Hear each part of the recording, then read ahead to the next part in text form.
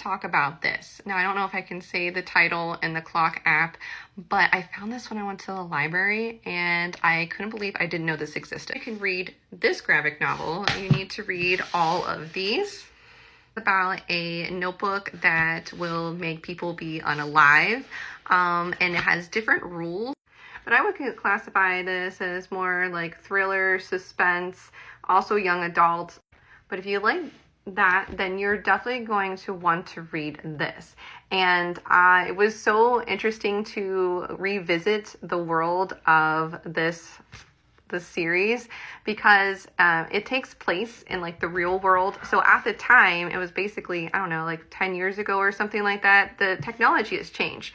So it was interesting to think about like how at the time they only had like flip phones, and then they didn't have like little mobile like TVs, which does play into the, you know, some of the plot points in that one. So they actually addresses like how would you have this in more now a modern era of all this newer technology, and like how would that change kind of the rules and what you would do with this notebook. It's a short story, but I thought it was really interesting, and it took it in a different direction than I was anticipating. So it was just interesting to see if someone else found this notebook, what would they do with it. They did expand the rules a little bit more, so it was just kind of interesting how it kind of keeps pushing that envelope of like to the logical extreme of all these rules, and how it had to create like new rules to like stop other things from happening because it got to be like too powerful.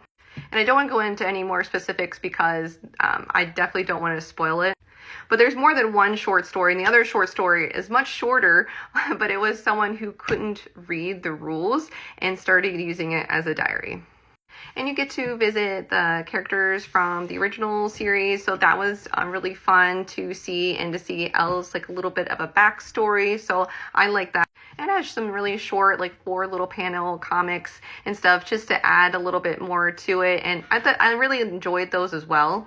I just love the art style. And this isn't any special artwork, this is just how the comic is, and it looks so cool.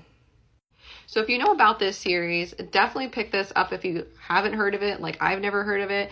It was definitely really fun to go back and revisit this world, and I would definitely check it out.